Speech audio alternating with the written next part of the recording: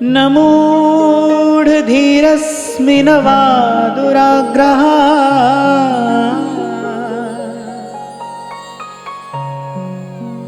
शारीरभोगेषु न चातिलालसा किन्तु ब्रजाधीशनन्दस्य ते गुणा बलादपस्मारदशां नयन्ति मे। कृष्ण प्रेम में बावरी एक गोपांगना अपनी सखी से कह रही है कि न तो मैं मूढ़ हूं और न ही मेरे मन में कोई दुराग्रह है, न कोई हठ है। शारीर भोगेषु न चाति लालसा, और शरीर के भोग की भी कोई लालसा नहीं है। ये कोई दैहिक आकर्षण मात्र नहीं है। सुंदर के प्रति आकर्षण हो जाना स्वाभाविक है, स्वतः स्फूर्त होता है। श्री कृष्ण तो परम सुंदर है, उनके प्रति आकर्षण होना स्वाभाविक है। वो आकर्षण ही तो करते हैं, पर वो आकर्षण आत्मा का परमात्मा के प्रति आकर्षण है। इसलिए 2 दिन पहले मैंने एक विनम्र सा निवेदन किया था कि बड़ा मार्मिक विषय है, सरस हृदय संवेद्य विषय है। यहां प्रेम के भाव के विषय में जो भी कुछ कहा जा रहा है उसका लक्ष्य उद्देश्य केवल श्री कृष्ण है, कोई और नहीं। ये आपकी मेरी बात नहीं है। इसलिए सावधान होकर श्रवण करना चाहिए। श्री सुखदेव जी महाराज इस लीला का आरंभ ही किस शब्द से करते हैं? भगवान। भगवान अपि तारात्रि ही शरदोत्फुल्ल मल्लिका वीक्षरंतुम मनश्चक्रे योग मायाम उपाश्रित है। पहले ही समझ लेना ये भगवान की लीला है, ये कोई मानवीय लीला नहीं है, ये कोई नायक नायिका की क्रीड़ा नहीं है, ये किसी स्त्री पुरुष के मध्य का प्रेमालाप नहीं है। ये भगवान की लीला है। नित्य शुद्ध बुद्ध सनातन तत्व श्री कृष्ण की ये लीला है। तो यहां गोपी कह रही है कि ये कोई दैहिक आकर्षण नहीं है, मुझे किसी शरीर के भोग की लालसा नहीं है। न मूढ़धीरस्मिन् वा दुराग्रहः शारीर भोगेषु न चाति लालसा।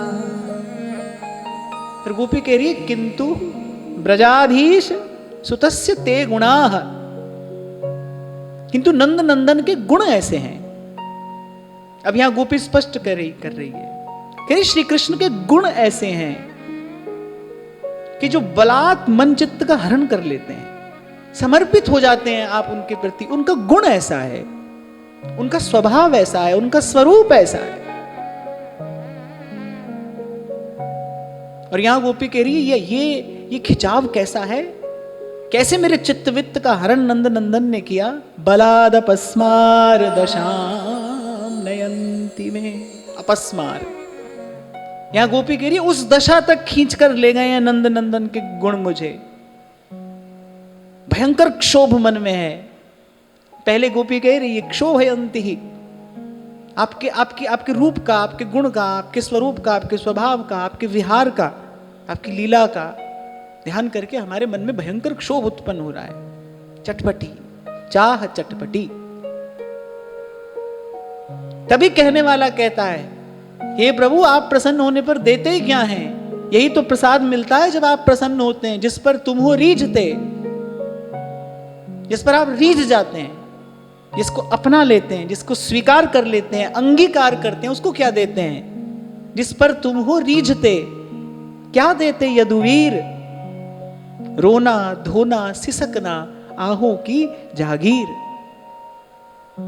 पर मैंने पूर्व भी आपको निवेदन किया था भाई, कोई बड़भागी होता है, बड़भागी होता है जो इस भाव दशा को प्राप्त होता है। कृष्ण नाम जपते श्रवण सुन्यो आली भूल गई भौन मैं तो बावरी भई। नारायण स्वामी कह रहे श्याम द्रिगन की चोट बुरी री, श्याम द्रिगन की चोट बुरी री। कह रहे जो जो नाम ले तो तू वाको, मो घायल पे नौन पुरी री। उसका स्मरण कैसा है, जैसे कोई घाव पर नमक छिड़कता जाए। अब देखो प्रेमियों ने कैसे कैसे शब्दों का प्रयोग किया है अपनी भाव दशा बताने के लिए, लेकिन सब कहकर भी अंत में उन्होंने यही कहा है, भाई जिस तन लागे सो तन जाने और न जाने पीर पर आई। तो ये बात श्री मीराबाई सा कहती है, मीरा की प्रभु पीर मिटेगी भेद सांवलिया हुए।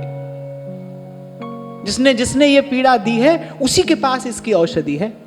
आप व्यवहार में भी देखो, यहां पर किसी में आसक्ति हो जाए तो भाई फिर सारे संसार की सुविधा, सारे संसार की सामग्री आपके पास हो, पर भाई व्यक्ति का अभाव तो व्यक्ति से ही पूरा होता है ना। जिसमें आसक्ति है उसका अभाव तो उसी से ही पूरा होता है।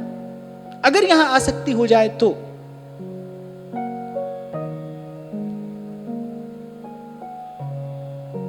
यहां गोपी कह रही है कि अपस्मार की स्थिति को मेरा मन प्राप्त हो गया है। गोपी कह रही है कि मेरे मन में ये बड़ी भयंकर मानसिक आदि हो गई है मुझे।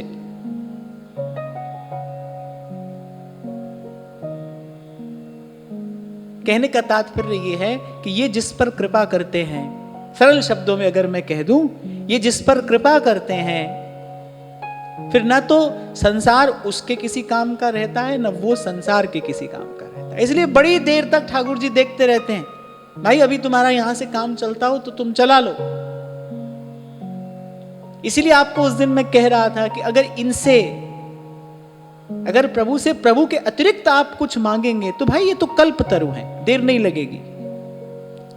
ये लाखों करोड़ों भक्तों की भीड़ जो आ रही है, ये भाई कुछ मिल रहा है ना इनको। कोई मांगता है ये देते हैं, और अनादिकाल से दे ही रहे हैं, अनंत काल तक देते ही रहेंगे। सोई सोई दे है ठाकुर, सोई सोई दे, जो मांगे ठाकुर अपने से, सोई सोई दे। लेकिन जब कोई इनको मांगता है,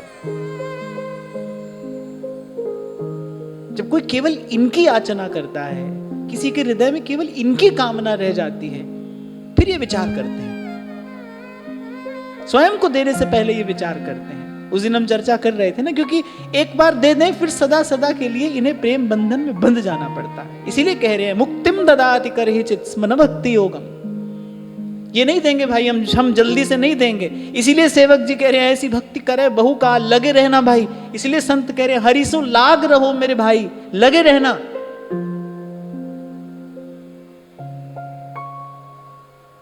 लगे रहना। जैसे दो पत्थर जब घर्षण किया जाता है तो ऐसे अग्नि प्रकट होती है ना, ऐसे घर्षण, घिसा जाता है पत्थरों को। ऐसे ही द्वार धनी के पड़ रहो और धक्का धनी का खाओ, पर एक दिन धनी निवाज ही है, द्वार छाड़ नहीं जाओ। तो गोपी कह रही है कि कोई मूढ़ नहीं हूं मैं, मूर्ख नहीं हूं। श्रेष्ठ कुल में मेरा जन्म हुआ है, माता पिता ने मुझे सुंदर संस्कार भी दिए हैं, मुझे शरीर के भोग की किंचित भी कोई लालसा नहीं है, पर नंद नंदन के गुण ऐसे हैं, बलात् उन्होंने मेरे चित्त वित्त का हरण कर लिया है। अब मेरा स्वयं पर बस नहीं है। सखिए नैना बहुत बुरे, सखिए नैना बहुत बुरे, भय पराए तब सो सखीरी, जब सो हरि सो जाए लरे, नैना बहुत बुरे। सखी नैना बहुत बुरे। तो यहां गोपांगनाओं का जो प्रेम है अब व्यसन दशा पे पहुंच गया है। जैसे जैसे पिंजरे में पंछी फड़फड़ाता है ना, या फिर जैसे आप थोड़े से क्षण के लिए मछली को निकाल दीजिए जल से, कैसी दशा होती है उसकी। तभी गोपिका कहती है उद्धव से, हम ही वियोगन करी सांवरे, जो जल बिन मछली। मछली की प्राण रक्षा कैसे हो सकती है? केवल जल ही तो मछली की प्राण रक्षा कर सकता है। रे उधो उन्हू भली करी, अरे हम ही वियोगन करी सांवरे। अरे अगर योगिनी बना जाते तो अपने आत्म स्वरूप में प्रतिष्ठित होकर हम भी किसी मुनि की भांति निजानंद में मग्न हो जाती ना। पर श्याम सुंदर हमें योगिनी नहीं, श्याम सुंदर हमें वियोगिनी बना कर गए हैं। हम ही वियोगन करी सांवरे, जो जल बिन मछली। रे उधो उन्हू भली करी।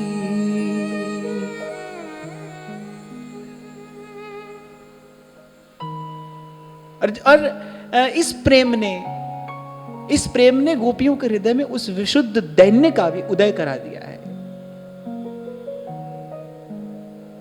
कुछ नहीं रह गया है अब भीतर बाहर, कुछ भी नहीं, केवल कृष्ण है, कृष्ण है, कृष्ण है।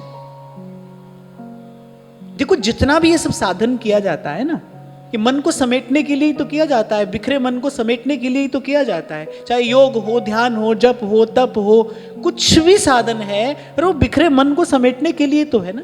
आप देखो कृष्ण प्रेम ने गोपियों के मन को कैसे समेट दिया है कि कोई और रहा ही नहीं, कुछ और नहीं रहा, कोई और नहीं रहा, कहीं और नहीं रहा। कृष्ण कृष्ण कृष्ण है, कृष्ण कृष्ण कृष्ण है, कृष्ण है, कृष्ण है, कृष्ण है, कृष्ण है। इसलिए मैं इस माध्यम से भी ये बात सबसे कहना चाहूंगा और पक्षपात पूर्वक कहना चाहूंगा कि मन को एकाग्र करने की, पूर्ण रूपेण एकाग्र करने की और सदा के लिए एकाग्र करने की। अच्छा, अन्य किसी विधि से थोड़ी देर के लिए मन एकाग्र हो सकता है, ये भी ध्यान रखना, हो तो सकता है। ये जो ध्यान आदि जितनी विधियां हैं, थोड़ी देर के लिए मन एकाग्र हो सकता है, पर उसके बाद मन पुनः चंचल होता है, हो ही जाता है। बड़े बड़े योगियों का मन चंचल हो जाता है, समाधि में पहुंचने के बाद पुनः मन चंचल हो जाता है, हो सकता है। तभी मेरे महाप्रभु कह रहे हैं, पारासर सुर इंद्र कलप कामिनी मन फंद्या। भगवान वेदव्यास के पिता है महर्षि पराशर। न काल का विचार रहा, थोड़ी देर के लिए मन ऐसा चंचल हो गया, मन में ऐसे किसी विकार का उदय हुआ, न काल का समय रहा, न अपने स्वरूप का ज्ञान रहा, कुछ भी नहीं रहा। कितना मन चंचल हो गया एक क्षण के लिए। तो बड़े बड़े योगियों का, सिद्धों का मन पुनः चंचलता को प्राप्त हो जाता है, मन में फिर विकार आ जाता है। तो किसी अन्य विधि से मन यदि एकाग्र हो भी गया तो ध्यान रखना वो थोड़ी देर के लिए होगा, अल्प काल के लिए होगा, फिर वही संसार है, फिर वही द्वंद्व है। अगर सदा सर्वदा के लिए मन को एकाग्र करने की कोई विधि है, वो तो कृष्ण प्रेम है, कृष्ण प्रेम है, कृष्ण प्रेम है, कृष्णानुराग है। यहां आकर मन हो जाता है सदा के लिए। क्यों? क्योंकि मनमोहन मन का हरण कर लेते हैं। अब जब कोई निर्गुण निराकार का ध्यान करता है, वहां मन लेने वाला कौन है? कोई है नहीं है। और मैंने आपसे कहा था कि ये मन साथ आया है और साथ जाएगा भी। ये मन जो है ये आपके साथ आया भी है और ये आगे साथ जाएगा भी। और जब तक मन है, जब तक मन है, मन क्या है? संकल्प विकल्प इसी का नाम मन है। जब तक मन है तब तक शांति को जीव उपलब्ध हो ही नहीं सकता। जब तक मन में संकल्प विकल्प उठ रहे हैं तब तक शांति कैसे है? मन को लेने वाला कोई चाहिए ना, मन पर अधिकार करने वाला कोई चाहिए ना। भोली सखी कहती है ना प्रियाजू से कि तुम अनेक चंचल अपनाए। श्याम सुंदर की ओर संकेत करके भोली सखी कह रही, अरे तुमने ऐसा चंचल अपना लिया, मेरा मन कोई श्याम सुंदर से अधिक चंचल थोड़ी है, इनके जैसा चंचल तो कोई भी नहीं है, मेरे मन को भी अपनाओ। उस दिन भी हम चर्चा कर रहे थे, कितना सुंदर भाव है। भक्त कह रहा है कि मैंने देख लिया आपके पास मन नहीं है तो मैं अपना मन ही आपको देता हूं, मन ले लीजिए आप। बार बार भक्त का यही प्रयास है, हे प्रभु जब तक ये मेरा मन मेरे पास है मुझे चैन नहीं लेने देगा, मैं फिर संसार में आऊंगा। क्योंकि संस्कृति का हेतु यही है, बंधन का कारण भी मन है, मोक्ष का कारण भी मन है। मन ही मिलावे राम से, मन ही करे फजीत। तो मन ले लीजिए, किसी अन्य मार्ग पर कोई मन लेने वाला है ही नहीं। किसी का नाम है मनमोहन, किसी का नाम है चित्त चोर। यही मनमोहन है, यही चित्त चोर है। हे मनमोहन हे मुरलीधर, हम भी तुमको दिल दे बैठे। भाई आपका देना तभी तो पूर्ण होता है ना जब कोई लेने वाला हो। आपकी वस्तु कोई ले ही नहीं रहा है तो आप दोगे किसको, कैसे दोगे? देना पूर्ण होगा कैसे? इस चित्त को लेने वाला है कौन इनके अतिरिक्त? यही स्वीकार करते हैं, यही स्वीकार करते हैं। चित्त वित्त का हरण करने वाले तो यही हैं, केवल यही हैं।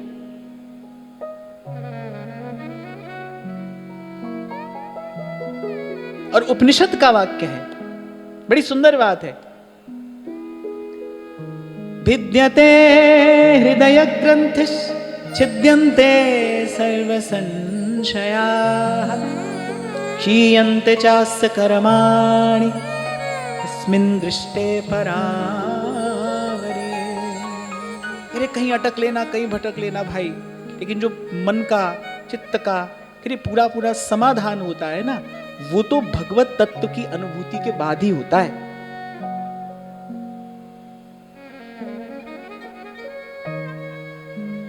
तो मैं निवेदन ये कर रहा था भाई कि मन को एकाग्र करने का प्रेम के अतिरिक्त और कोई साधन नहीं है, प्रेम के अतिरिक्त कोई विधि नहीं है, प्रेम के अतिरिक्त कोई मार्ग नहीं है। जो आपको कहना हो आप कहिए, पर प्रेम है। और जब मैं प्रेम कहूं समझ लेना प्रेमास्पद श्री कृष्ण है, ये बार बार कहना ना पड़े। जब प्रेम कहूं, क्योंकि कबीर ने स्पष्ट कर दिया है कि जो साहेब से मिलाए वही प्रेम है।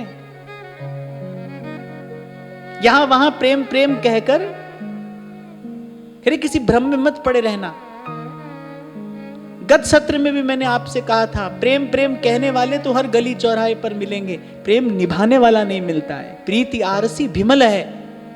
और ध्रुवदास जी कहते हैं, अरे बारू किसी भीत, आदि अंत निभ है नहीं, बारू किसी भीत। निभाने वाला कोई नहीं है भाई यहां पर, खोजे नहीं मिलेगा आपको। इसीलिए गुरु की कृपा से जिनका विवेक जग गया है वो पुकारते हैं, सांवरा हमारी प्रीत निभा जो जी, क्योंकि निभाने वाले आप हैं। श्री स्वामी जी महाराज कहते हैं, कहे श्री हरिदास हित की जय श्री बिहारी जू सो, और निभाए जाने जी को, हित तो की जय कमल नयन सो, जाहित आगे और हित लागे को। जल बिन मीन की भांति तड़पती गोपियां श्री कृष्ण से कह रही हैं। और ये प्रेम इतना पवित्र है, ये प्रेम गीत इतना पवित्र है कि बड़े बड़े सिद्ध, बड़े बड़े तपस्वी कह रहे, यासाम हरि कथोद्गीतम पुनाति भुवनत्रयम, वंदे नंद व्रजश्रीणाम पादरेणुम अभीक्ष्णशः। इनका ये प्रेम गीत यानी त्रिलोकी को पावन करने वाला है।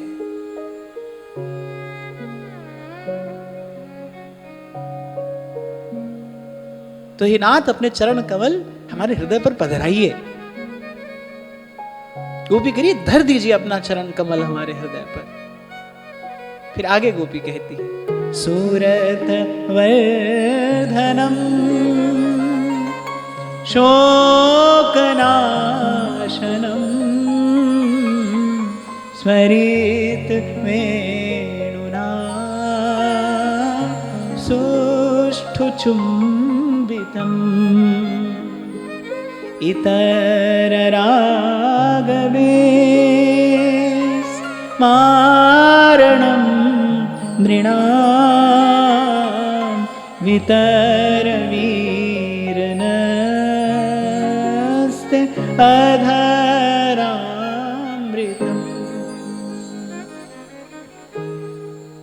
कल हम बात कर रहे थे कि देखो, श्री चरणों की स्तुति गोपी ने पहले भी की, लेकिन यहां थोड़ी सी विलक्षणता है भाव में। वहां गोपी केवल अपना सुख विचार कर, अपनी वियोगजन्य पीड़ा निवेदन कर रही है, लेकिन यहां गोपी श्री कृष्ण की अनुकूलता विचार कर, श्री कृष्ण का सुख विचार कर, श्री कृष्ण की कृपा विचार कर, श्री कृष्ण के स्वरूप और स्वभाव का विचार करके ये बात पुनः कह रही है। पहले भी गोपी ने कहा, आप हमें अपने अधरामृत का दान करिए, और मैंने आपको स्पष्ट किया था, अधरामृत अर्थात वो जो अलौकिक अमृत है। एक धरामृत है, एक अधरामृत है, जो वो अलौकिक अमृत है। यहां गोपी सीधे सीधे उसी प्रेम सुधा की याचना कर रही है।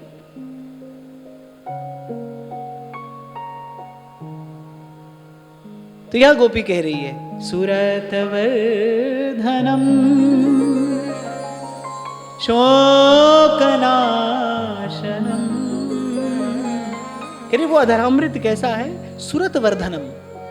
सुरत अर्थात सुंदर रति, अर्थात निष्काम प्रेम।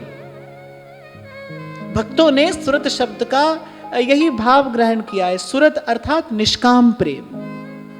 कह रही सुरत वर्धनम। जब श्री कृष्ण वेणुनाद करते हैं तो वो जो स्वर है, वो जो वंशी का रव है, वंशी के स्वर को क्या कहते हैं? रव। क्या कहते हैं? वंशी रव। रश्च वश्च अनयोः समाहारो रवम। रव में दो शब्द हैं, र और व। रम जो है वो अग्नि बीज है, वम जो है वो अमृत बीज है। रव में दो शब्द हैं, उसमें दाहकता भी है और उसमें अमृतत्व भी है। कल विराम के क्षणों में हम यही चर्चा कर रहे थे ना कि प्रेम सकल विरुद्ध धर्माश्रय है। प्रेम में तृप्ति भी है और प्रेम में प्यास भी है। प्रेम का स्पर्श होते ही तन मन प्राण तृप्त भी हो जाते हैं, लेकिन प्रियतम के दर्शन की कभी ना समाप्त होने वाली लालसा भी जग जाती है एक ही समय में। अंग्रेजी में कहते हैं पैराडॉक्सिकल। ये बड़ा विरोधाभासी है, और भगवान ऐसे ही हैं। एक ही समय में वो छोटे भी हैं, बड़े भी हैं, सूक्ष्म से सूक्ष्म भी हैं और महत से महत भी हैं, नए से नए भी हैं, पुराने से पुराने भी हैं, एक ही समय में। तो यहां गोपी कह रही है, आपका जो रव है, वेणु रव, रम अग्नि बीज है, वम अमृत बीज है। कह रहे उसमें दाहकता भी है, वो हृदय में एक प्रकार का क्षोभ भी उत्पन्न करता है, चटपटी लगा देता है। दौड़कर आ गई ना गोपियां। श्री हरिवंश सुनाद विमोहित शुद्ध समीप मिली छिन में, अब या में मिलौनी मिले न कछु, जब खेलत रास सदा बन में। आई ब्रज नारी सुनत वंशी रव, ग्रहपति बंधु बिसारे, दर्शन मदन गोपाल मनोहर, मन सिज ताप निवारे।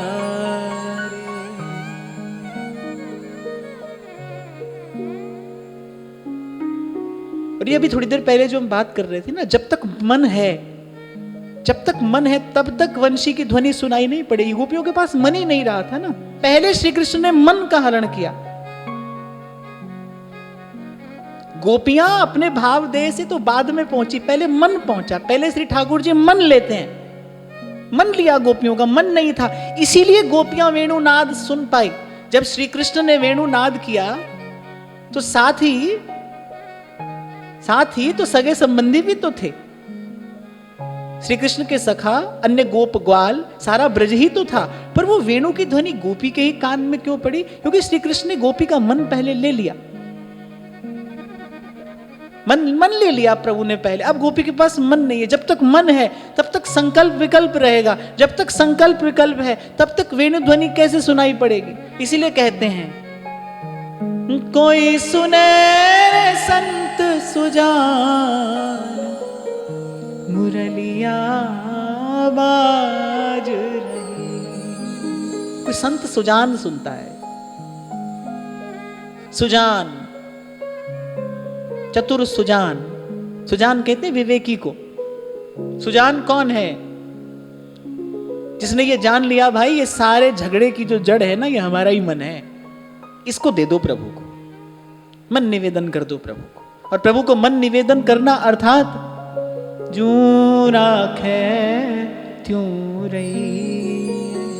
प्रेमी यही तपस्या में तो तपता है, प्रेमी के जीवन में यही तपस्या है। मेरे राम राय, मेरे राम राय, जू राखे त्यों रही। और ये मार्ग भी सरल से सरल भी है और कठिन से कठिन भी है। ये जो एक पंक्ति है, इसे अपने जीवन में उतारना, प्रभु की कृपा हो जाए तो इससे सरल कुछ है नहीं कि भाई जो करिए आप करिए। अरे कठिन से कठिन भी है, क्योंकि जीव का जो मन है, बुद्धि है, वो उसको एक क्षण के लिए भी चैन नहीं लेने देते, विश्राम नहीं करने देते। मन अपनी ओर खींचता है, बुद्धि अपनी ओर खींचती है। जीव की दशा क्या है? इंद्रियां उसको अपनी अपनी ओर ही तो खींचती हैं। आंख वहां ले जाती है, कान कहीं और ले जाते हैं, जिह्वा कहीं और ले जाती है, मन कहीं और ले जाता है। ऐसे जीव की दुर्दशा ही तो है। इसलिए आपको कहता हूं, जब मन के संकल्प विकल्प कम होने लगे, समझना आप सही मार्ग पर आगे बढ़ रहे हैं। अब संत गुरुजन की कृपा हुई है, जब मन में संकल्पों विकल्पों की भीड़ कम होने लगे, अब हम प्रभु की ओर जा रहे हैं। इसीलिए केवल गोपियां सुन पाई वेणु ध्वनि। गोपियों के चित्त का हरण चित्तचोर पहले कर चुके हैं, मन ले चुके पहले। ये लक्षण है, ये लक्षण है भगवत सन्निधि प्राप्त होने का। कैसे पता चले कि हम प्रभु के निकट जा रहे हैं? अभी 2 दिन पहले किसी ने प्रश्न किया था, तो प्रसंग कोई और चल रहा था। हमको कैसे पता चले कि हम प्रभु के निकट जा रहे हैं? बस जब जीवन में आपको, अपने जीवन में, अपने भीतर ये इस बात का दर्शन होने लगे कि अब जीवन हो गया ऐसा, जू राखे त्यों रही। जब कोई शिकवा नहीं है, कुछ शिकायत नहीं है, आपको कुछ कहना नहीं है। इसलिए गत सत्र में मैंने आपसे कहा था कि भाई गुरु की कृपा हमको यहां ले आई, अब हमको कुछ कहना नहीं है, प्रभु से भी कुछ नहीं कहना है। निर्गुण सरगुण ते परे तहां हमारा ध्यान। प्रभु की कृपा से प्रभु का खेल थोड़ा थोड़ा समझ में आ रहा है। यहां सिक्का चित पड़े तो भी क्षण भर के लिए है, पट पड़े तो भी क्षण भर के लिए है। यहां सुख आया है वो भी चला जाएगा, दुख आया है वो भी चला जाएगा, कुछ भी रहेगा नहीं, कुछ भी रहेगा नहीं। ये दृश्य प्रपंच है। बाजीगर को पेखनो मिटत न लागे, देर नहीं लगेगी सब मिट जाएगा। ये जादूगर का खेल है, देर नहीं लगेगी, वो कब समेट लेगा।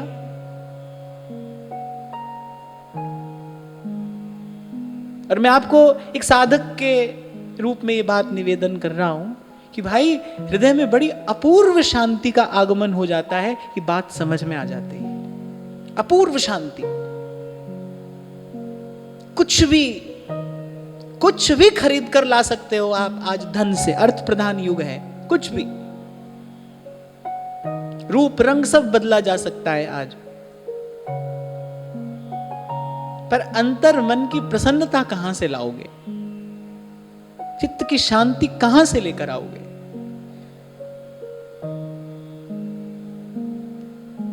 ज्ञान विज्ञान, आज जितनी भौतिक संपदा और उस भौतिक संपदा के धनी लोग हैं, वो ईमानदारी से इस बात का उत्तर दे दें कि क्या है, क्या मन की प्रसन्नता, क्या मन की शांति, क्या और अंतर की तृप्ति कभी जीवन में दर्शन किया है? कहां से आएगा?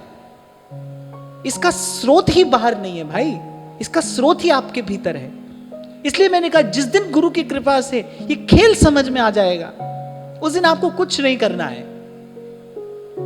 क्यों? क्योंकि आपके करने से कुछ होता ही नहीं है। तो काल क्रम से सब घट रहा है, सब हो रहा है।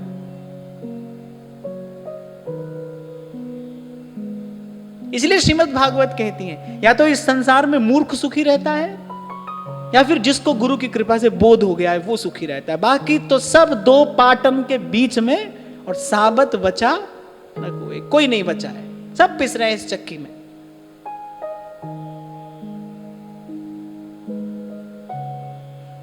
और आज तो भाई वो समय आ गया है, अभी कल शायद शंभू जी कह रहे थे मेरे से कि आज तो 2 प्रकार के लोगों से संसार भर गया है।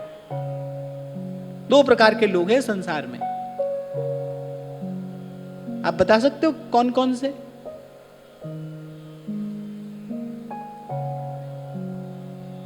दो प्रकार के लोग हैं संसार में। कोई बता सकता है या मैं बताऊं?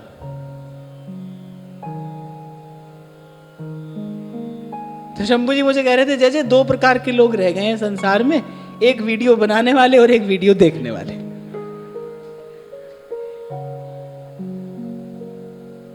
एक वो है जो वीडियो बना रहे हैं और एक वो है जो वीडियो देख रहे हैं। बोले यही रह गया है संसार में।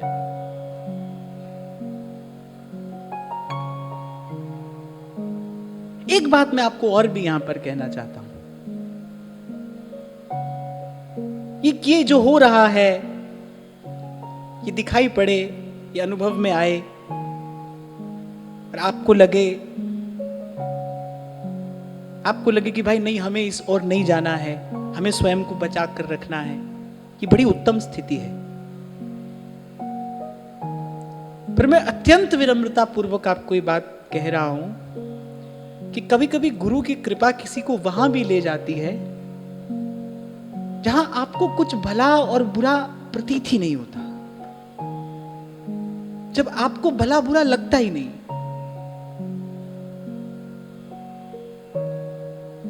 जहां ये जो सब हो रहा है ये आपको स्पर्श ही नहीं करता, जहां आप निरपेक्ष हो जाते हैं। इसे कहते हैं जीवन मुक्त, इसे कहते हैं कीचड़ के बीच में खिला हुआ कमल। ऐसा जन कोई बिरला होता है, गुरु की कृपा ले जाती है वहां तक। मैं अपने बहुत छोटे से अनुभव से आपको ये बात कह पा रहा हूं, और ये मेरी बात नहीं है, बलिहारी गुरु आपने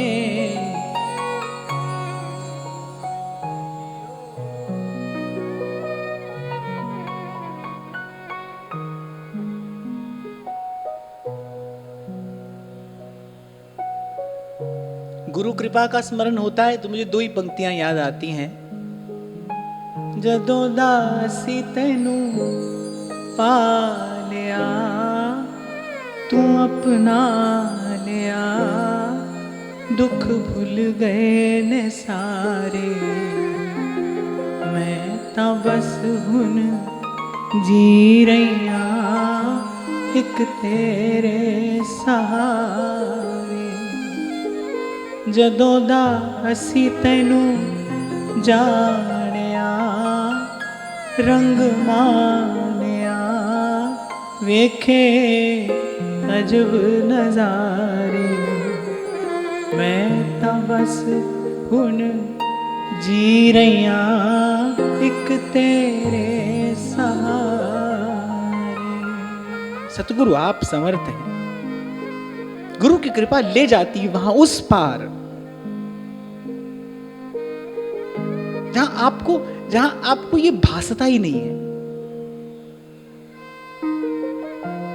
जहां पहुंच जाते हैं आप, वहां उस धरातल पर दिन भर रे नजर भर देखे अजर अमर की निशानी गगन में आवाज हो रही झीनी झीनी गगन में आवाज हो रही झीनी झीनी। ये अपनी उपलब्धि का उद्घोष नहीं है। जब कबीर कहते हैं हम ना मरे मरी है संसार, हमको मिला जियावन हारा, हम ना मरे मरी है संसार। ये गुरु की कृपा कहानी है। कबीर अपने गुरु की कृपा कथा सुना रहे हैं।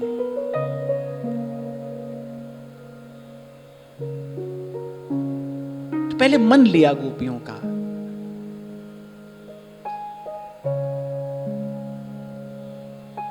और फिर अब गोपी कह रही है, हे नाथ, वो निष्काम प्रेम का दान करने वाला वो जो आपका वेणुनाद है, सुरतवर धनम। हमारे श्री महाप्रभु जी कह रहे हैं ना, मोहिनी मदन गोपाल की बांसुरी, माधुरी श्रवण पुट सुनत सुन राधिके, करत रति राज के ताप को नासुरी। कल भी आपको मैंने निवेदन किया था, कामना के बीज को पूर्ण रूप में निष्क्रिय करने वाले केवल श्री कृष्ण हैं। जीव निष्काम केवल श्री कृष्ण आश्रय से हो सकता है। ये जो पूर्ण निष्कामता है, जो सुरत है, और गोपी कह रही है उस सुरत को बढ़ाने वाला, उस निष्काम प्रेम के भाव की अभिवृद्धि कराने वाला वो जो वेणुनाद है, सुरतवर धनम शोक नाशनम। 3 कष्ट जीव को सदा सताते हैं, भय, शोक और मोह।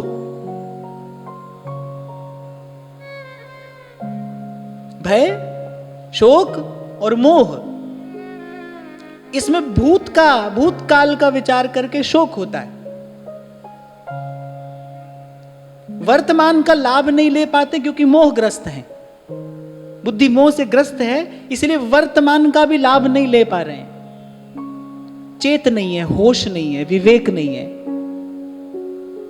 तो भूतकाल के लिए शोक होता है।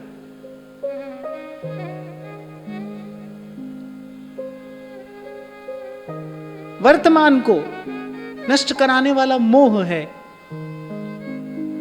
और भविष्य का विचार करके भय होता है। भय, शोक और मोह, ये 3 कष्ट, ये 3 कांटे जीव को सदा चुभते ही रहते हैं। एक क्षण के लिए भी आप विचार करना, देखना, अनुभव करना, एक क्षण के लिए भी आपका मन इससे खाली नहीं होगा। या तो शोक होगा, या मोह होगा, या भय होगा। इन तीनों में से कुछ ना कुछ बना होगा, कोई ना कोई कांटा चुभ रहा होगा।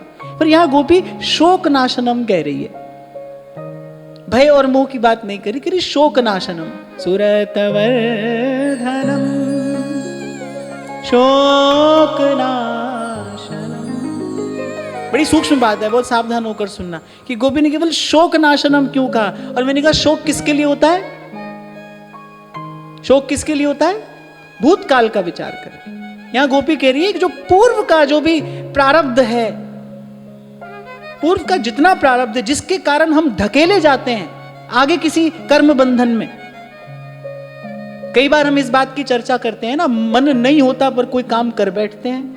मन जान रहा होता है, समझ रहा होता है भाई ये ठीक नहीं है, फिर भी हम कर बैठते हैं। कौन कराता है? प्रारब्ध करा लेता है। वो जो पूर्व का अभ्यास, जो संस्कार है, वो धकेल देता है जीव को उस ओर।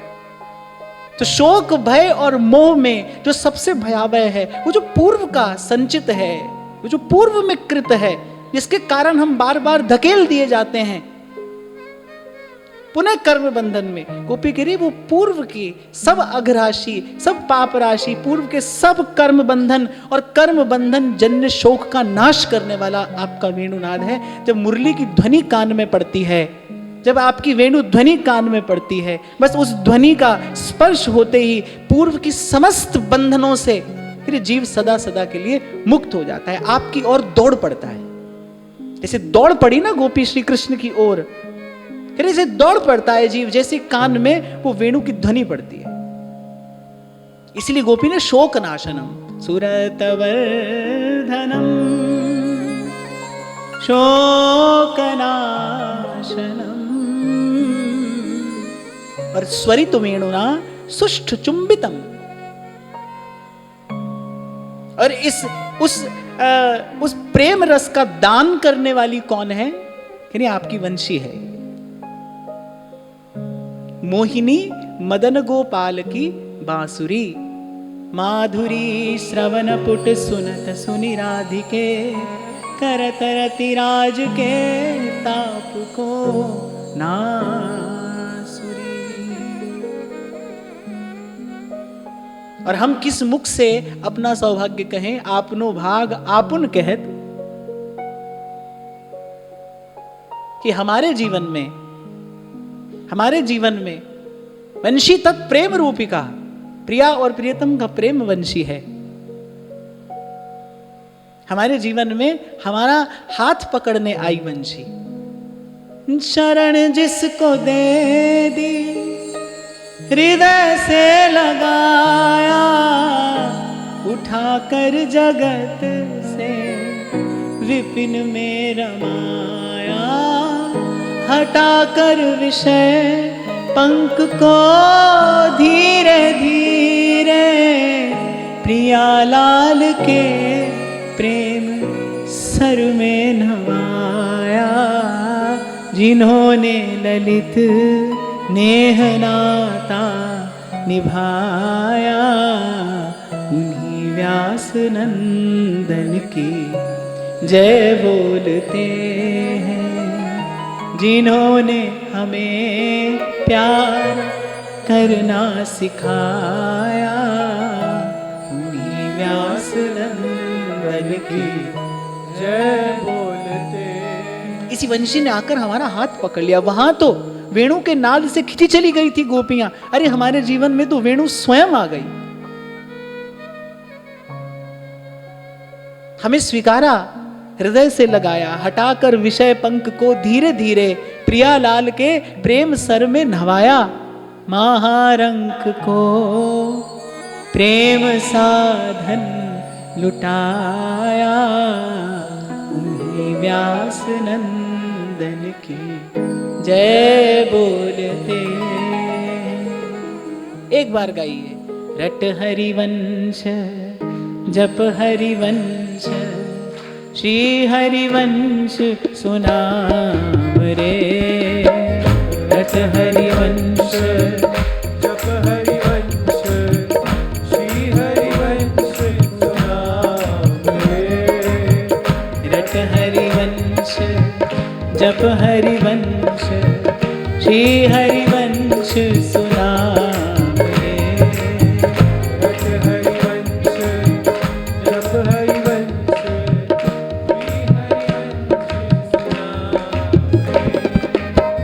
रट हरिवंश जप हरिवंश, श्री हरिवंश सुनाम रे। रट हरिवंश जप हरिवंश, श्री हरिवंश सुनाम रे। रट हरिवंश जप हरिवंश, श्री हरिवंश सुनाम रे। जप हरिवंश, श्री हरिवंश सुनाम रे। रट हरिवंश जप हरिवंश, श्री हरिवंश सुनाम रे। हरिवंश जप हरिवंश, श्री हरिवंश सुनाम रे। और फिर कहती इतर राग विस्मारणम नृणाम, वितर वीर नस्ते अधरामृतम। इतर राग माने ये जो संसार में जितनी भी हमारी आसक्ति है, यही इतर राग है। प्रीति के आस्पद, प्रीति के पात्र तो प्रभु हैं, श्री कृष्ण हैं। लेकिन हमारी जो प्रीति है, हमारी जो आसक्ति है, हमारी जो ममता है, वो यहाँ इधर उधर जो अटकी है, भटकी है, इतर राग है। गोपी कह रही इतर राग विस्मारणम, कह रही अन्य सबका विस्मरण कराने वाला आपका ये वेणुनाद है। फिर ना विषय रह जाता है और ना विषय चिंतन रह जाता है। जब जब आप वेणु बजाते हैं और आपकी कृपा से वो वेणुनाद किसी के कर्ण कुहरों से उसके अंतःकरण में प्रविष्ट होता है, जब आप किसी को दीक्षित करते हैं इस प्रेम मंत्र से, फिर अन्य सब प्रकार के रागों का विस्मरण हो जाता है, अन्य सब प्रकार के विषयों का विस्मरण हो जाता है। और कह रहे इसके अतिरिक्त और किसी भी मार्ग, किसी भी साधन, किसी भी युक्ति से ये नहीं होता, इतर राग की विस्मृति नहीं होती।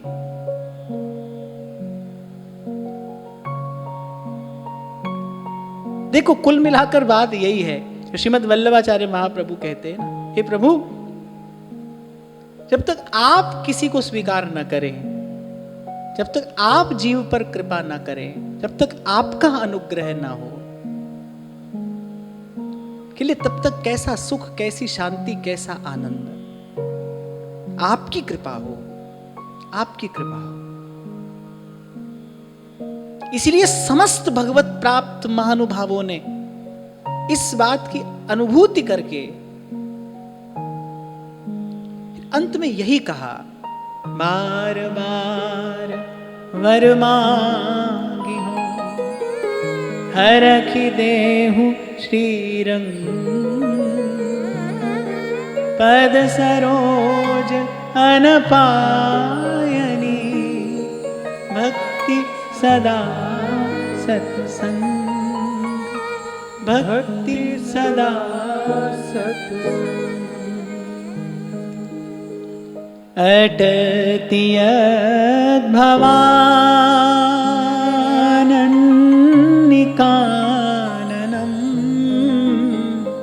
त्रुटिर्युगायते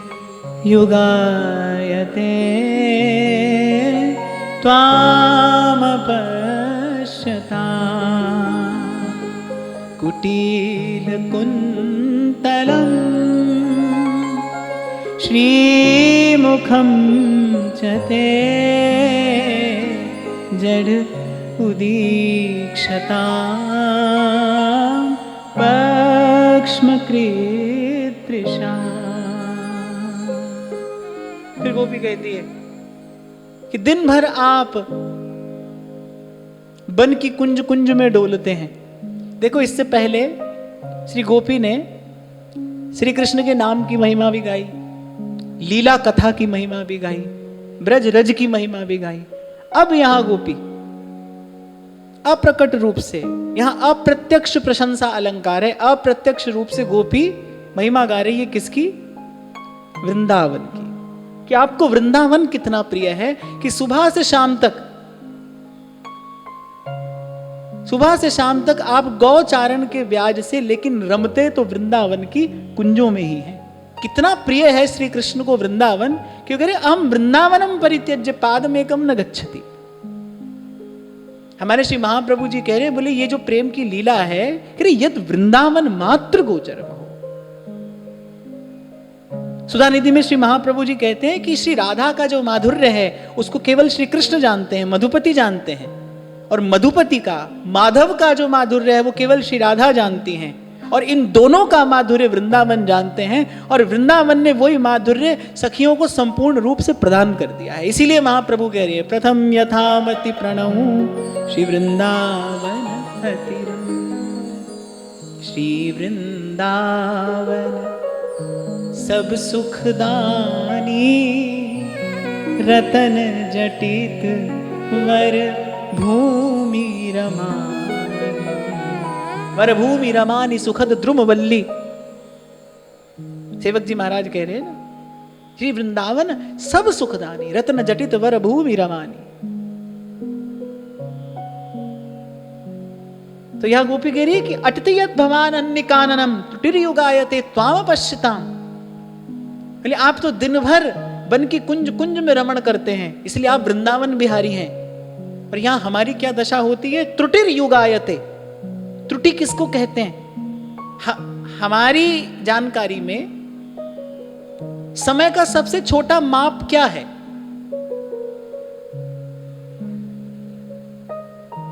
सबसे छोटा माप समय का क्या है? घड़ी में सबसे छोटा माप समय का क्या है? सेकंड। हमारे ऋषि मुनियों की दृष्टि कैसी सूक्ष्म थी, श्रीमद् भागवत में पंचम स्कंध में इसका बड़े विस्तार से वर्णन किया गया है।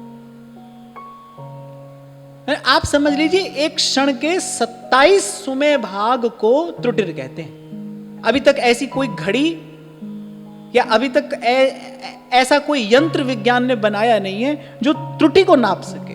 एक त्रुटि इतना सूक्ष्म काल है। और गोपी करिए त्रुटिर युगायते, वो एक त्रुटि हमको युग के समान प्रतीत होती है। कैसे सुबह से लेकर शाम तक का समय, वो काल हम व्यतीत करती हैं केवल इस आशा में, एक दूसरे को ढाढ़स बंधाती हुई कि आशा रख सजनी, वो आएंगे और तेरी ओर देखेंगे। करिए वो त्रुटि का जो समय है, इतना सूक्ष्म काल जो है, करिए उनको युग के समान मालूम पड़ता है। कुटील कुंतलम श्रीमुखम चते। और हम जीवन धारण करती हैं, नित्य जीवन धारण करती हैं। किस लिए? कि वह आपकी काली कुटिल घुंघराली अलकावली से आवृत परिवेष्टित आपके उस मुख कमल का दर्शन करने के लिए। यहां गोपी ने कुंतल को कुटिल कहा है। कुटिल का मतलब घुंघराली भी होता है। और यहां गोपी का अर्थ यह भी है कि आप सन्मुख होते हैं, लेकिन कभी भी आपके उस पूर्ण प्रफुल्लित मुख चंद्र का हम सम्यक प्रकार से दर्शन नहीं कर पाती, क्योंकि वो जो आपकी काली घुंघराली अलकावली है वो सदा आपके मुख चंद्र पर मंडराती रहती है। आपके जो केश रूपी भ्रमर हैं वो एक क्षण के लिए भी आपके मुख कमल को छोड़ते ही नहीं है। उदीक्षताम, अभी हमने 2 दिन पहले चर्चा की थी ना, कि देखना कैसे होता है। जैसे हंसना अनेक प्रकार का होता है, ऐसे देखना भी अनेक प्रकार का है ना। निरीक्षण है, परीक्षण है, वीक्षण है, ईक्षण है। यहां गोपी कैसा कैसा देखना है? करिए उदीक्षताम, उत्कंठाम ईक्षमाणा नाम, बड़ी उत्कंठा से किसी को देखना। जब नेत्रों में कोई अपूर्व तृषा झलक रही हो। श्री गोस्वामी जी इसका वर्णन करते हैं पुष्प वाटिका प्रसंग में। निरख राम लोचन ललचाने। जब श्री जानकी जी श्री रघुनाथ जी का दर्शन करती हैं तो करिए दर्शन कैसा है? करिए तृप्ति भी है, लेकिन वो भीतर किसी प्यास को बढ़ाने वाला दर्शन है। निरख राम लोचन ललचाने, नेत्र और ललचा गए। लेकिन वहां पर गुरुजनों की लज्जा है और सन्मुख भी मर्यादा पुरुषोत्तम है, इसलिए ठीक प्रकार से देख नहीं पाई। पर वो दर्शन कैसा था? वो दर्शन की लालसा बढ़ाने वाला, वो प्यास बढ़ाने वाला दर्शन है। तो यहां गोपी कह रही है कुटील कुंतलम श्रीमुखम चते जड़ उदीक्षता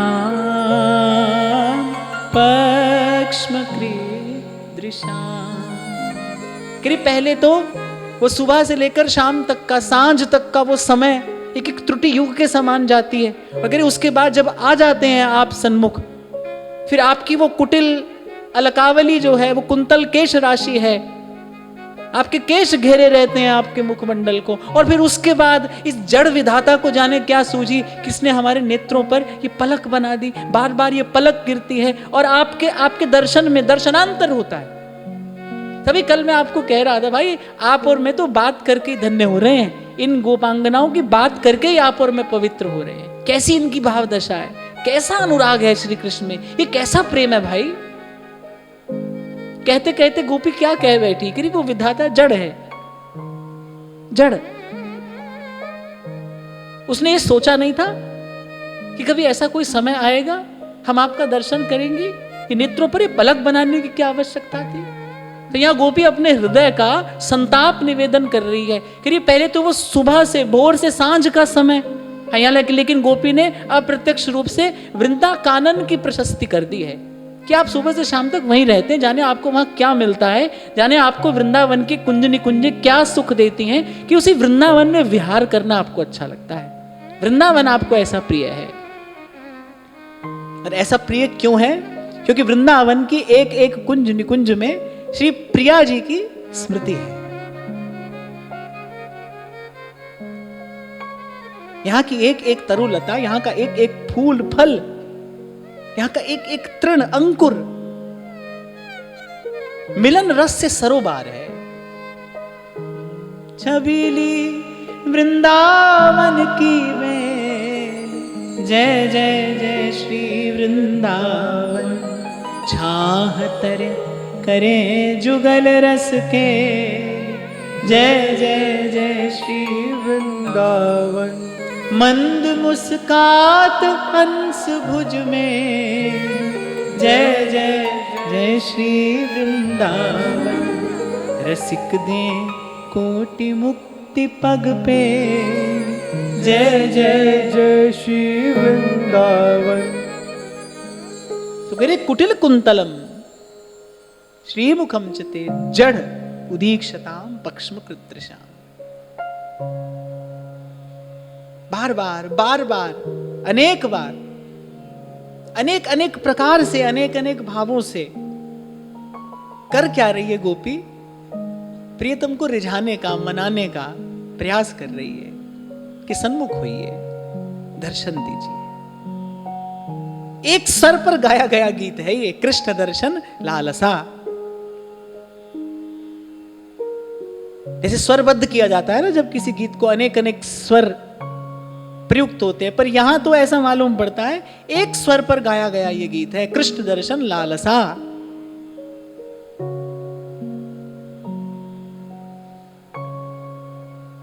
इसलिए प्रेमालाप है। फिर गोपी कह रही है, पति सुतान्मय भ्रातृबान्धमानति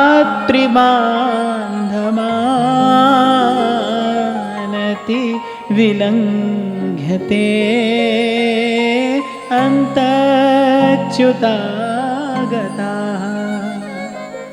गति विदस्तवो गीत मोहिता कितव योषितः कस्त्यजे निशि। गोपी ने कहा बिल्कुल ठीक है, वेद बिल्कुल ठीक कहते हैं कि आप सकल विरुद्ध धर्माश्रय हैं, आपके जैसा दयालु भी कोई नहीं है। गोस्वामी जी कह रहे हैं, शरण गए प्रभु ताहु न त्यागा,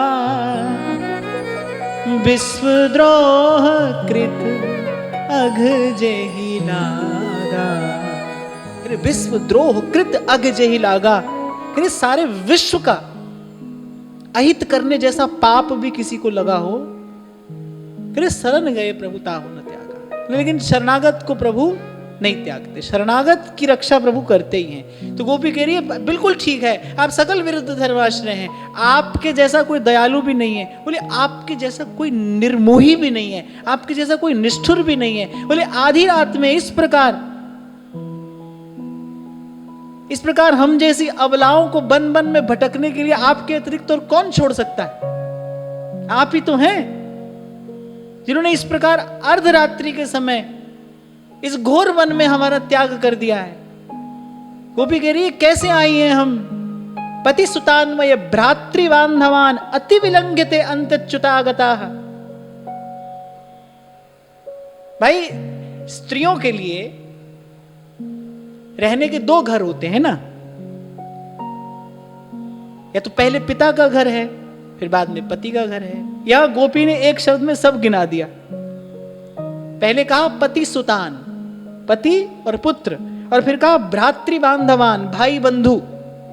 मेरी ससुराल मायका सब छोड़कर आई हैं हम आपके पास, अब हमारे पास पीछे कोई नहीं है, सब छोड़कर आपके निकट आई हैं। और कह रहे अति विलंघ्यते, अति विलंघ्य माने मार्ग में हमको रोकने की चेष्टा की गई, जब श्री कृष्ण से मिलने के लिए दौड़ी गोपियां, जैसे ही वेणुनाद कान में पड़ा और श्री कृष्ण से मिलने के लिए दौड़ी, तो जब जीव भजन के मार्ग पर चलता है तो शुभ अशुभ कर्म आगे आते हैं ना।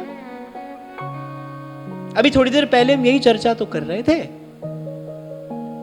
कि गुरु की कृपा से उस शुभ अशुभ का विध्वंस होता है। सेवक जी महाराज कह रहे हैं, शुभ अशुभ दुर्ग विध्वंसी दल, तब जयति जयति जग उच्चरे। गुरु की कृपा से गुरु करता है ये कार्य। शुभ अशुभ दोनों मैल है, दोनों से छुड़ाता है। स्याही रंग छुड़ाए के रे दियो मजीठा रंग। सुख दुख दोनों ही काली माली हैं, दोनों ही मैल है। गुरु दोनों से छुड़ाता है, दियो मजीठा रंग, और फिर प्रेम का रंग चढ़ाता है। कह दुस्सह प्रेष्ठ विरह तीव्रताप धुता शुभाः।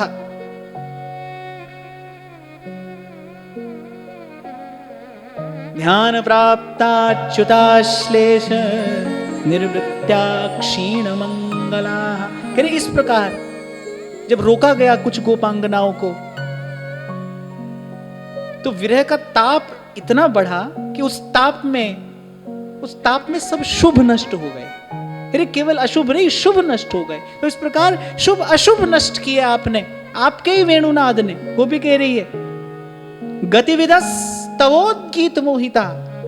आपने वेणुनाद किया तो हम यहां पर आई हैं, आपने ही तो बुलाया है। आपके उसी गीत से मोहित होकर तो हम आई हैं जो आपने गीत गाया। श्री राधा श्री राधा श्री राधा श्री राधा श्री राधा श्री राधा श्री राधा श्री राधा। तो अशुभ तो बहुत पहले नष्ट हो गए थे। कह रहे वो जो शुभ कर्म जो थे, शुभ कर्म जन्य वो जो फल थे, वो प्रभु से मिलने में रोक रहे थे, शुभ कर्म। इसलिए आपको कहता हूं भाई कि हमको सेवा करनी है। सेवा शुभ अशुभ दोनों से मुक्त कराने वाली है। इसलिए दान पुण्य ये शब्द थोड़ा कम रुचता है, मुझे तो कम रुचता है ये शब्द दान पुण्य। मुझे लगता है सेवा करिए, सेवा मिलाने वाली है प्रभु से। सेवा भगवत सन्निधि में ले जाने वाली है जीव को। कर्म तो भला होगा बुरा होगा वो तो ठाकुर जी से दूर ही रखेगा, दूरी बनाए रखेगा। जिन गोपियों के अभी शुभ कर्म शेष थे, शुभ कर्म जन्य जो फल शेष थे, उनको रोका गया। और फिर वो जो विरह का ताप इतना बढ़ा, उस ताप में उस शुभ कर्मों के फल नष्ट हुए। तो गोपी कह रही आपको खबर नहीं है कि हम कैसी कैसी बाधाएं तोड़कर क्या क्या छोड़कर आपके पास में आई। फिर गोपी ने यह भी बता दिया, भाई हम पिता का घर भी छोड़ आई हैं, हम पति का घर भी छोड़ आई हैं। और यहां गोपी वेणु नाद की प्रशस्ति कर रही है कि ये जो आपने गीत बजाया है ना, इस वेणु में जो प्रेम गीत आपने बजाया है, इसने हमें शुभ अशुभ दोनों बंधनों से मुक्त कर दिया है। मुक्त हुई हैं तो आप तक आई हैं। तबोद्गीत मोहिता उच्चैर गीतम उद्गीतम। और आपने उच्च स्वर से वेणुनाद किया है, बुलाया है हमें।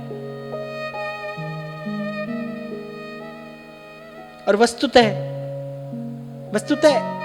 यही घटना जब घटती है तभी कोई भक्त कहता है, यही घटना जब घटती है तभी जीव जाता है प्रभु की ओर। वंशी के स्वरनाद से टेरो मधुर तान से मुझे पुकार। राधा कृष्ण गोविंद हरि हर मुरली मनोहर नाम तिहार। अब साँझ भई गोपाल प्रभु जी मैं गैया तेरी। फिर वो भी गिरी कितना वही उषित है, कैसे कपटी हैं आप। बोले ऐसा छल भी कोई करता है? कहां कहां, कब कब, कैसे कैसे, किन किन कष्टों से आपने हमारी रक्षा की, और आज यहां इस प्रेम वेदी पर हमें बुलाकर आप इस प्रकार हमारे प्राणों का हरण कर रहे हैं। तो फिर गोपी कह रही है कि ऐसे अर्धरात्रि के समय तुलसी बाबा मानस में एक बात कहते हैं, शरणागत कहूं जे तजहि निज अनहित अनुमान, ते नर पामर पाप में तिनहि बिलोकत हाँ।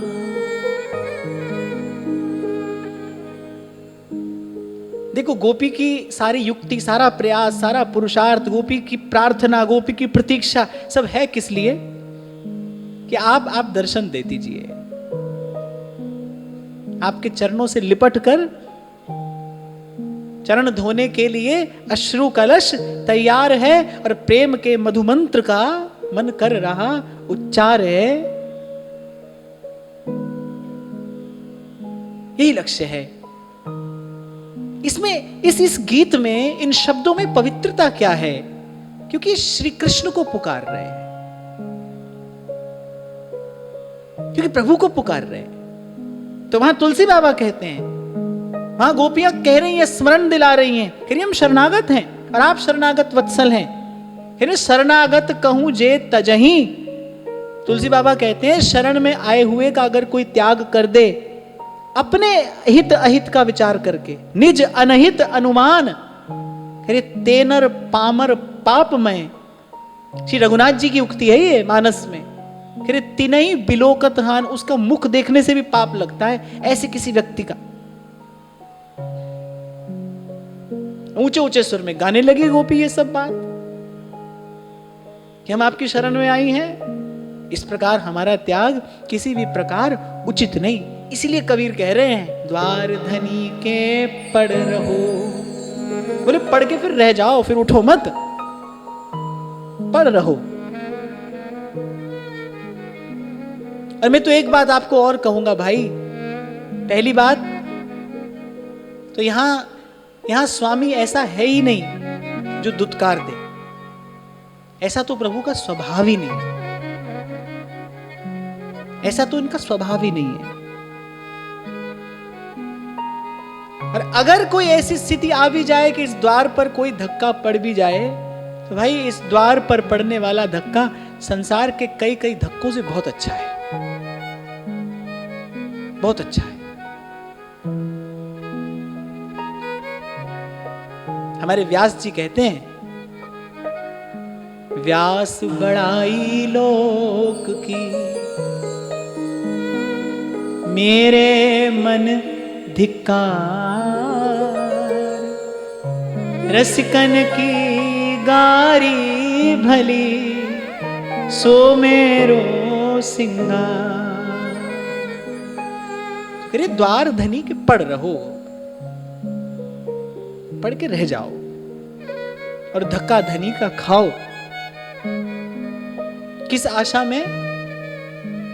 एक दिन धनी निवाज है, द्वार छाड़ नहीं जा। एक दिन धनी निवाजी है।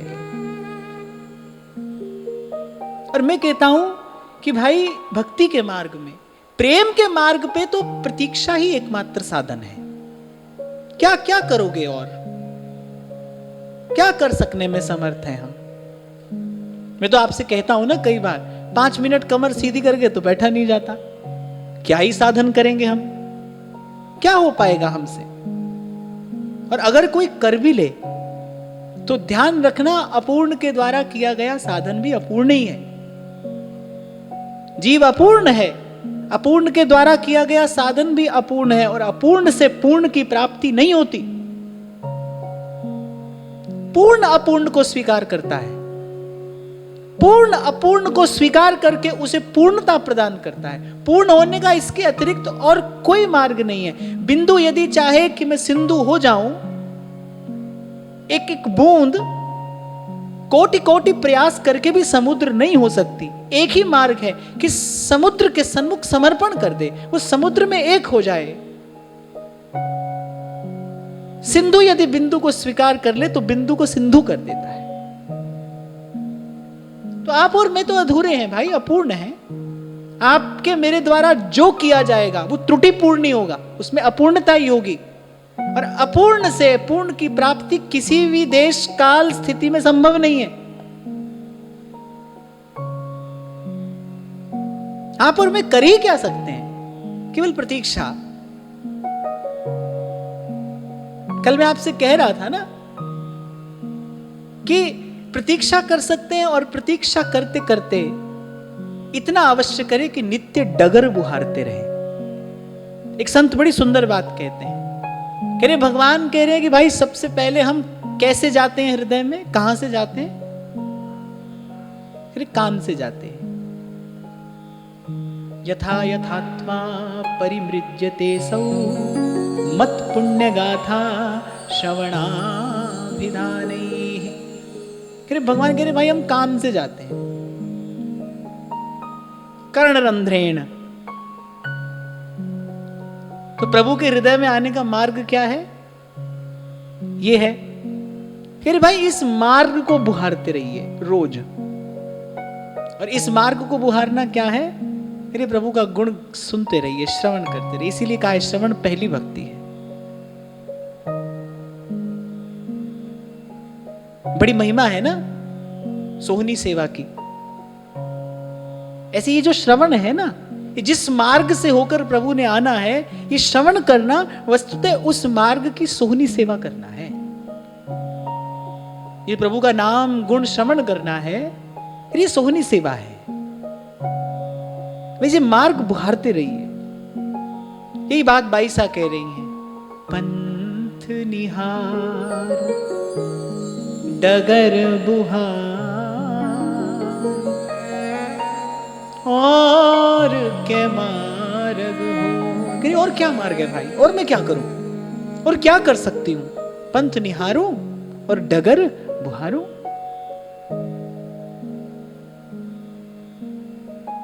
कह संतों के संग बैठ बैठकर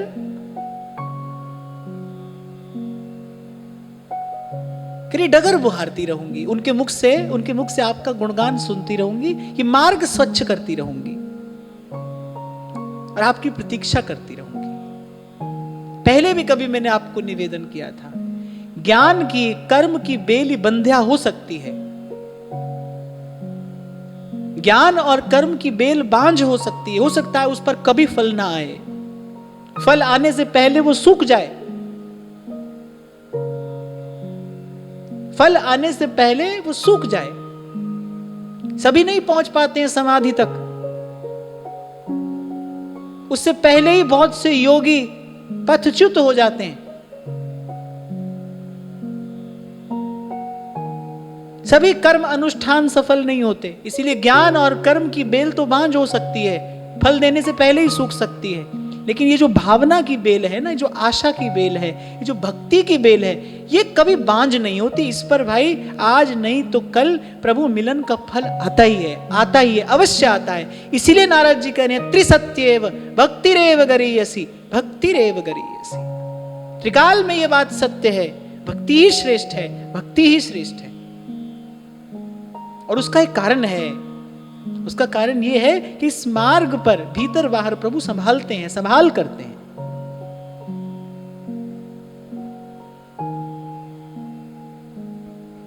तो यहां गोपी कह रही है कि प्यारे देगे कि समस्त आसक्तियों से मुक्त होकर अब आपके निकट आई हैं। और अगली ही पंक्ति में कह रही है तवोद्गीत मोहिता।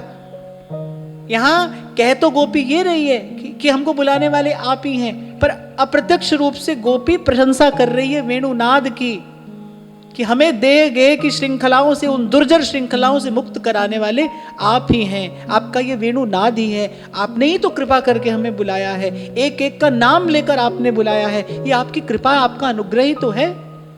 अब इस प्रकार हमें इस मार्ग पर यूं बीच में छोड़कर न जाइए, सन्मुख होइए। प्रत्येक श्लोक, मैंने कहा ना, ये एक स्वर पर गाया गया प्रेम गीत है।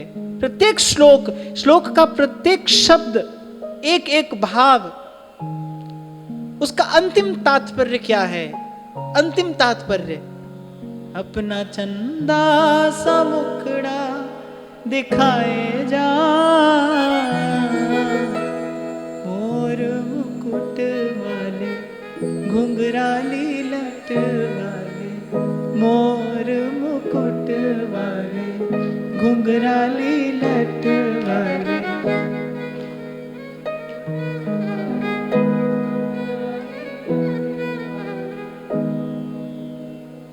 और वहां श्री कृष्ण क्यों कर रहे हैं ऐसा? अब इतने दिन में तो भाई मेरे जैसा व्यक्ति भी सोचने लगे, भाई क्यों रुला रहे हैं इतना, क्यों सता रहे हैं इतना? तो रुला नहीं रहे, सता नहीं रहे, क्योंकि श्री कृष्ण को जिस वस्तु का दान करना है, श्री कृष्ण को स्वयं का दान करना है, निज रूप का, रस रूप का दान श्री कृष्ण को करना है।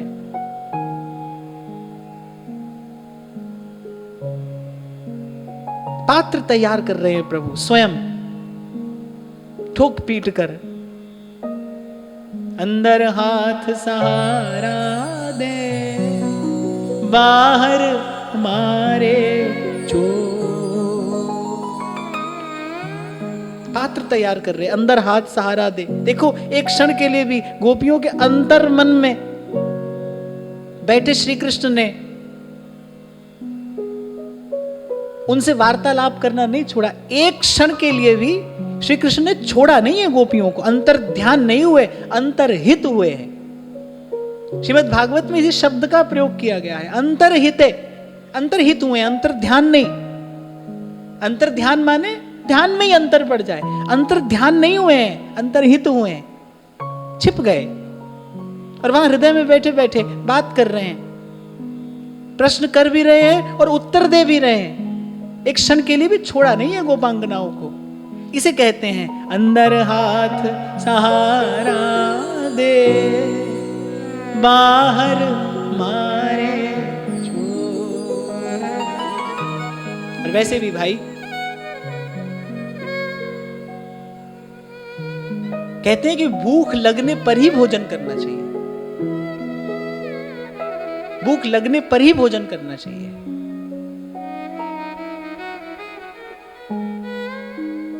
आयुर्वेद तो यही कहता है कि बिना भूख लगे भोजन मत करिए।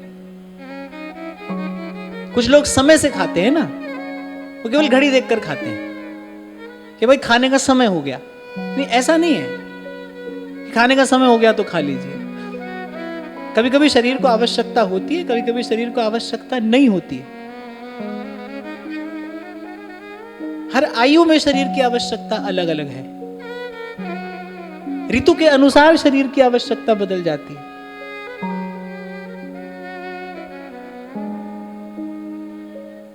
मई जून के महीने में जितना पानी पीना चाहिए उतना नवंबर दिसंबर में नहीं पीना चाहिए, उसकी कोई आवश्यकता नहीं है शरीर को।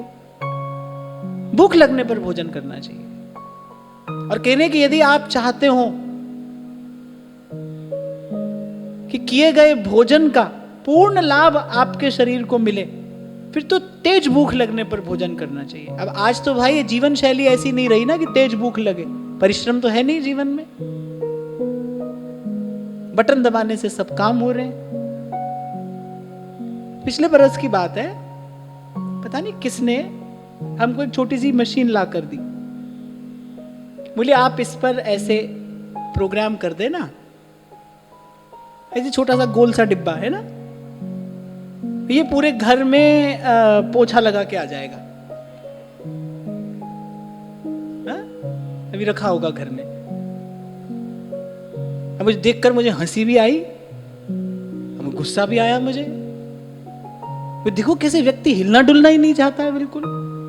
अरे हमने कहा वृंदावन धाम में रहते हैं, हमारे आचार्यों ने हमें सोहनी सेवा दी है कृपा करके, और वैसे भी परिश्रम करने से व्यक्ति स्वस्थ रहता है। स्वस्थ रहने के लिए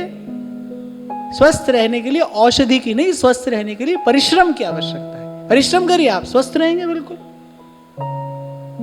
तो और अच्छा है कि यदि आपको तेज भूख लगे तब आप भोजन करें। जठराग्नि जब उद्दीप्त होती है, तो भोजन रस में परिवर्तित होता है। भोजन का जो पोषक तत्व है वो आपके शरीर को मिलता है। तो वह श्री कृष्ण यहाँ यही कर रहे हैं, क्योंकि रस दान करना है। रस गरिष्ठतम वस्तु है, जैसे बिल्कुल शुद्ध देसी गैया का घी गरिष्ठतम वस्तु है। हरिलाल व्यास जी रसकुल्ला में कहते हैं, बोले इससे गरिष्ठ और कोई वस्तु नहीं है, प्रेम से गरिष्ठ कोई और वस्तु नहीं है। गरिष्ठ माने भारी, गौरवशाली। उस वस्तु का दान श्री कृष्ण को करना है। ठाकुर जी ने कहा भाई पहले इनकी भूख बढ़ा देनी चाहिए, या आपकी भाषा में हम कहें इसको एपेटाइजर कहते हैं। ऐसे भोजन से पहले एपेटाइजर दिया जाता है ना, कि भाई थोड़ी भूख बढ़ जाए। ऐसे श्री कृष्ण भूख बढ़ा रहे हैं, क्योंकि उस देव मुनि दुर्लभ उस अधर सुधा का दान गोपांगनाओं को करने वाले हैं। इसीलिए इसके मूल में अगर किसी एक वस्तु का दर्शन हो रहा है तो वो श्री कृष्ण की कृपा है, कृपा है, कृपा है। आज की वार्ता यहीं श्री जी के चरणों में निवेदन करते हैं। महाराज श्री के चरणों में प्रणाम। आप सब के हृदयस्थ हित प्रभु को, भाव प्रभु को